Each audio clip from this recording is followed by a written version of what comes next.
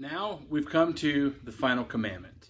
You shall not covet your neighbor's house. You shall not covet your neighbor's wife, or his male or female servant, his ox or donkey, or anything that belongs to your neighbor. I've always thought that this command was somewhat out of place. All the other previous commands have to do with our treatment of others, and they were very action-oriented. Murder, adultery, theft, lying, these are all things that we can actively do to a person to cause harm. But what does it harm to covet? What does it even mean to covet? Well, if you ask Google to define the word, here's what you get. Yearn to possess or have something. Some synonyms include desire, be consumed with desire for or crave, have one's heart set on. So this final of the 10 commandments is more about an inward attitude than an outward action. In fact, this could be the one thing that leads to all the others. Look at what James says about this. He says, "What causes fights and quarrels among you? Don't they come from your desires that battle within you? You desire but do not have, so you kill. You covet, but you cannot get what you want, so you quarrel and fight. You do not have because you do not ask God. And when you ask, you do not receive because you ask with wrong motives, that you may spend what you get on your pleasures." Coveting leads to arguments and fights and quarrels and killing. That's what James is saying. And almost every other form of evil and violence against another human. And there's an interesting encounter Jesus had with a man one day. He's commonly known as the rich young ruler. He came up to Jesus and asked what he had to do to enter the kingdom of heaven. Jesus responded by listing commands 5 through 10. But I want to read carefully the 3 different retellings of this story from Matthew, Mark, and Luke. See, Mark chapter 10 verse 19 says, "You know the commandments. You shall not murder. You shall not commit adultery. You shall not steal. You shall not give false testimony. You shall not defraud, and honor your father and mother." Matthew 19 says, "You shall not murder, you shall not commit adultery, you shall not steal, you shall not give false testimony, honor your father and mother, and love your neighbor as yourself." And then finally, Luke 18 says, "You know the commandments. You shall not commit adultery, you shall not murder, you shall not steal, you shall not give false testimony, honor your father and mother." In place of "you shall not covet," Mark's account says, "You shall not defraud." Matthew's account replaces it with "love your neighbor as yourself." Luke's account leaves it out altogether. You begin to notice that Jesus is calling out this young man on his sin. Maybe he got rich by defrauding people. Maybe he's hoarding his wealth and not loving others by sharing what he has.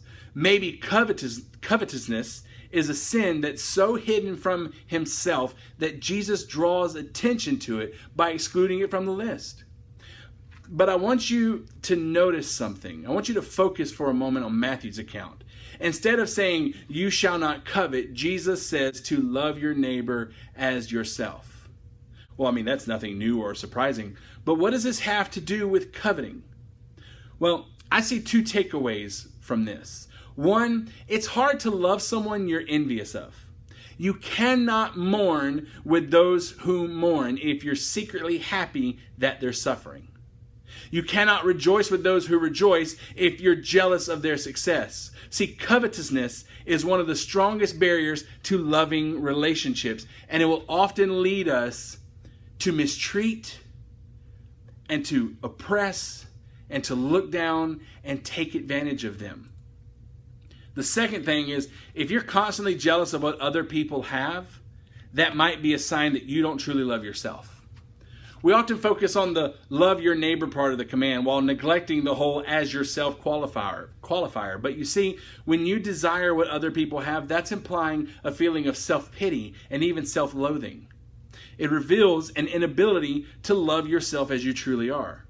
You feel incomplete within yourself because you tell yourself that you need fill in the blank in order to be happy. Well, see, the rich young ruler truly lacked the ability to let go of his covetousness. The very thing that was holding him back from loving his neighbor as himself. And he wanted to know what good thing he had to do to add to his life. Jesus told him what harmful attachments and attitudes he needed to discard. Do you know one of the most misunderstood and misused verses in the entire Bible is? It's Philippians 4:13. Here Paul says, I can do all things through Christ who gives me strength. But you see, Paul isn't talking about winning a football game or landing a big promotion.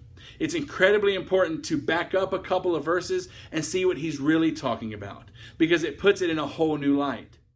He says, I rejoice greatly in the Lord that at last you renewed your concern for me. Indeed, you were concerned, but you had no opportunity to show it.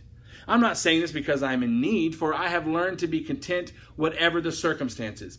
I know what it is to be in need, and I know what it is to have plenty. I have learned the secret of being content in any and every situation, whether well-fed or hungry, whether living in plenty or in want. I can do all of this through Him who gives me strength. See, the opposite of covetousness is contentment. For Paul, it doesn't matter if he's living in a mansion or a studio apartment or at a men's shelter. He's at home in prison and in the penthouse. He grew up wealthy and privileged and then found himself being stoned and left for dead. Whether he has plenty or is living in need of basic resources, he can be content because of Christ who strengthens him. Can you even imagine a world where no one was ever jealous of anyone else? Where people were content with what they had and not always looking for the latest and greatest? Where no one felt the need to keep up with the Joneses? Where commercials and advertisers were not trying to sell you stuff 24/7? Where everyone, and I mean everyone, had enough, no more, no less? Well, it might not happen in our society anytime soon, but that's what the kingdom of heaven is all about.